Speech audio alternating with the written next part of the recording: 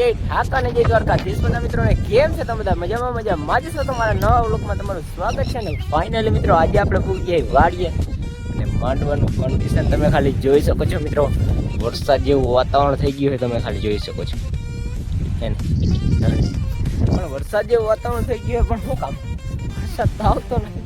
આઈલા રાખી જો અટાણા માલધારીને અને ખેડૂત ભાઈઓને મરો છે કારણ કે મિત્રો માલને અટાણે ખોરવાનું ના હોય તો એ અટાણે થઈ રહ્યું હોય કારણ કે 1.5-2 મહિના માથે થઈ ગયા એવી રીતે છે.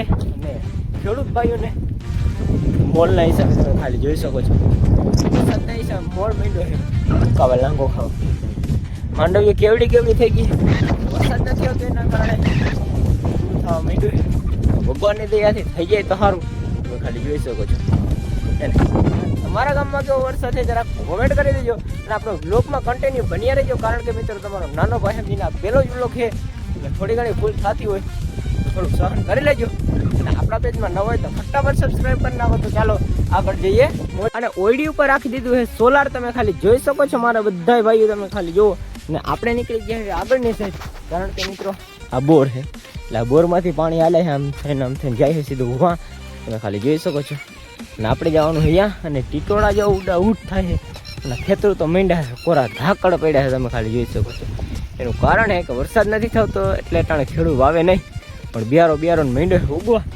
આપણે નીકળી ગયા આગળની છે એટલે આપણે આ દંદેડો કાઢવાનો છે. બોરનું પાણી પડે છે વાયમાં એટલે વાં જાય છે આપણે જે એક નવા પહેલાં તમને બતાવી દો. આ ઓયડી જાય છે આ ઓયડી ત્યાંથી સીધું જાય છે વાયમાં એટલે આપણે હવે દંદેડો કાઢવાનો છે. ચાલો કન્ટિન્યુ. અને તમારે કેવી રીતે હાલે છે પાણી પાવાનું જરા કોમેન્ટ કરવાનું ભૂલતા નહીં. હમણાં તો મોબાઈલની પથારી ફેરવી દો પાણી તો ઉડ્યું છે. ચાલો હવે મોબાઈલ સાફ કરો છે ને જો પથારી ફરી ગઈ ને તમારે કાંઈ વ્લોગ જોવાય નહીં મળે. ચાલો પાણી તો નીકળવા માંડ્યું છે પણ આપણે મોબાઈલ હરખો કરી લઈએ.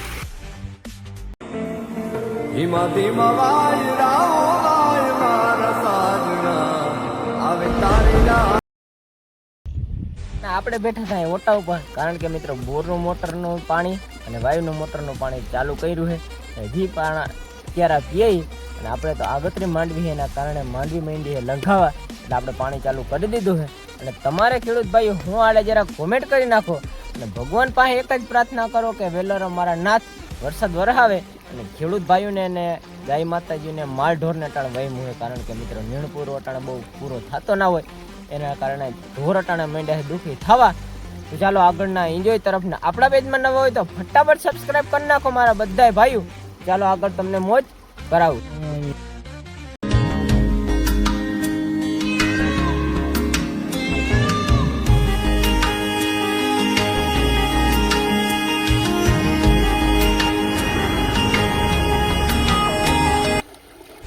જે પડામાં એટલે ટીટોડી માંડી છે ચાંચ મારવા આવવા તમે ખાલી જોઈ શકો છો. પણ આપણે તેનો શું ગુનો કર્યો ભગવાન જાણે.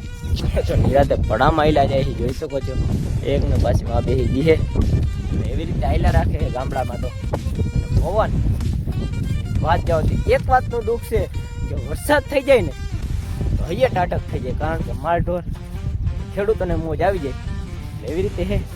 અને તો આજનો વ્લોગ આટલો જ રાખો. અને વ્લોગ સારો લાગ્યો હોય તો લાઈક ફોલો અને શેર કરી નાખો ફટાફટ. અને બધાય ભાઈઓ આપણી ચેનલને ફટાફટ સબસ્ક્રાઈબ કરી નાખો. ફરીથી તમને મળ્યું એક નવા વ્લોગમાં. તો બધાને જય દ્વારકા.